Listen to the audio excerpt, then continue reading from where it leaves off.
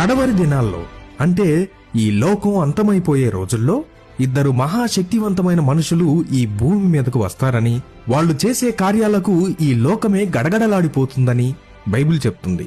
వాళ్ళనే ఇద్దరు సాక్షులు అని పిలుస్తాం. అయితే అందరి మెదళ్లలో మెదిలే ప్రశ్న ఒకటే, సోదరా, ఆ ఇద్దరు సాక్షులు ఇంతకీ ఎప్పుడొస్తారు?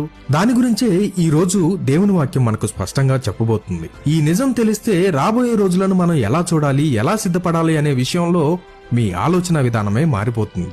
జాగ్రత్తగా ఈ వీడియోని చివరి వరకు చూడండి. క్రీస్తు రాకడ గురించి, అబద్ధ క్రీస్తు గురించి, ఈ లోకం యొక్క అంతం వివరంగా బైబిల్లో రాయబడి ఉంది అని నమ్మకమున్న మీ అందరికీ ఈ ఇద్దరు సాక్షుల గురించి తెలిసే ఉంటుంది. మనం గత వీడియోలలో కూడా చాలాసార్లు ప్రస్తావించాం. క్రీస్తుకు విరోధిగా లేచే ఆ దుర్మార్గుడికి వ్యతిరేకంగా ఈ ఇద్దరు సాక్షులు ప్రవచిస్తారు. ప్రకటన గ్రంథం 11వ అధ్యాయము 3వ వచనంలో దేవుడు ఇలా సెలవిస్తున్నాడు, నేను నా ఇద్దరు సాక్షులకు అధికారం ఇచ్చేదను. వారు గోనె పట్ట కట్టుకుని 1260 దినములు ప్రవచింతురు. 1260 రోజులు అంటే సరిగ్గా 3.5 సంవత్సరాలన్నమాట. చాలా మంది అనుకునే విషయం ఏంటంటే వాళ్ళు ఎప్పుడో ఒకరోజు సడన్ గా ఉన్నట్టుండి వచ్చేస్తారని. కానీ అలా కాదు. వాళ్ళ రాక వెనుక దేవుని ఖచ్చితమైన ప్రణాళిక ఉంది. ఆ 1260 రోజులు ఎప్పుడు మొదలవుతాయో మనం పట్టుకోగలిగితే ఆ ఇద్దరు సాక్షులు ఎప్పుడు అడుగు పెడతారో మనం ఖచ్చితంగా చెప్పేయొచ్చు. వాళ్ళు రావడానికి ఒక పెద్ద సూచన ఉంది. ప్రకటన గ్రంథము 11వ అధ్యాయము 1వ వచనంలో ఉంది, చూడండి.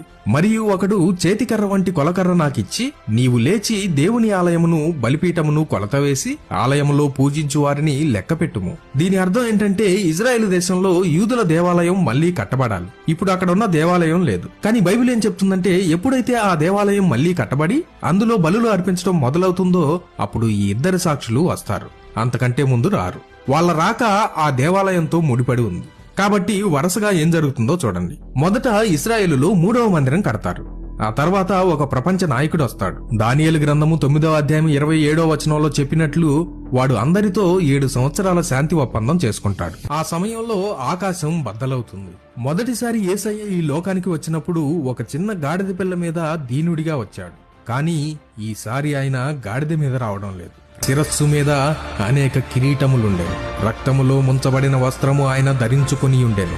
మరియు దేవుని వాక్యము అను నామము ఆయనకు పెట్టబడి ఉన్నది. ఆయన నోటి నుండి పదునైన ఖడ్గము బయటకి వస్తుంది. ఆయన వస్త్రం మీద, ఆయన తొడ మీద రాజులకు రాజు, ప్రభువులకు ప్రభువు అని ఒక బిరుదు రాయబడి ఉంది. ఆయనే ప్రభువైన యేసు. ఆయనే మన రక్షకుడు. మేఘారూఢుడై తిరిగి రాబోతున్నాడు. ఈ ప్రవచనాలు కథలు కాదు, కట్టుకథలు అసలే కాదు. ఇది దేవుని వాక్యం. ఇది జరిగి తీరుతుంది. ఆ ఇద్దరు సాక్షులు వస్తున్నారు. ప్రశ్న ఒక్కటే, మీరు సిద్ధంగా ఉన్నారా?